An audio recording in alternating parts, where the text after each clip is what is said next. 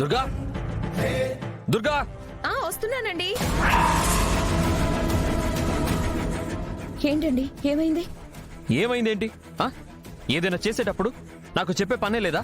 నీ ఇష్టానికి నువ్వు చేయడమేనా? నేనేం చేశానండి? ఇప్పుడు ఏమైంది? ఏమైందేంటి?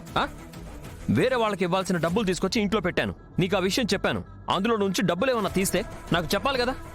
ఎవరికి ఇచ్చావు డబ్బులు?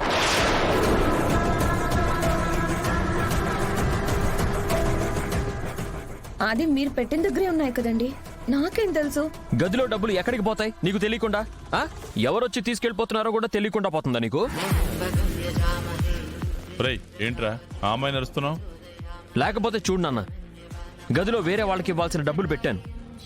నేరుగా డబ్బులు తీసుకెళ్లి వాళ్ళకి ఇవ్వబోతే తీరా చూస్తే అందులో కొంత డబ్బులు తగ్గున్నాయి. మేము అవతల వేరే పని పెట్టుకున్నాం, మీరు డబ్బులు తక్కువ ఇస్తున్నాం కదా అని ముందే చెప్పాలి కదా అని వాళ్ళు అంటూ ఉంటే వాళ్ళ ముందు తల కొట్టేసినట్టు అయిపోయింది.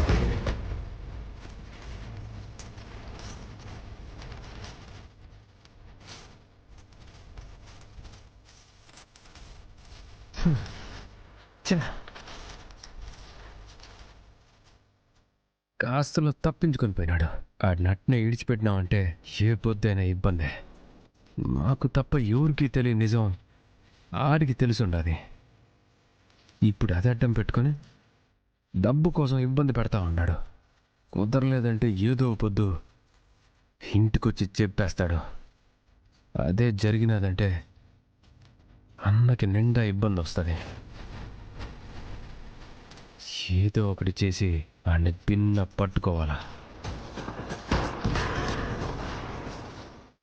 ఏమ్మా దుర్గా, ఎవరు తీసుకుని ఉండారు? ఒక్క మాట వాడితో చెప్పాలి కదా. నిజంగా నాకు తెలియదు పిన్ని. గదిలో ఉన్న డబ్బులు ఎవరు తీస్తారు? ఎవరు తీస్తారా? ఇంకెందుకు మీరందరూ ఇంట్లో ఉండడం? ఇంట్లో డబ్బులు ఎవరు తీస్తున్నారు, ఏం చేస్తున్నారు ఆ జాగ్రత్త కూడా తెలియకుండా ఉందా నీకు? చూసుకోవా?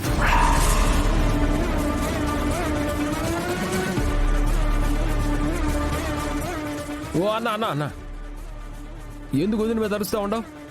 ఆ డబ్బులు నేనే తీసుకొని పోయి ఉన్నాను.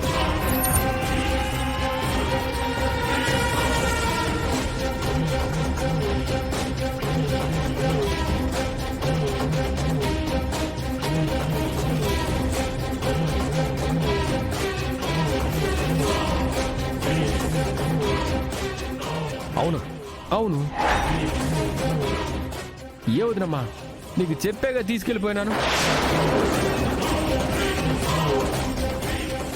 నేను తీసుకుపోయినానని చెప్పడానికి ఏం ఆలోచిస్తా ఉండవు?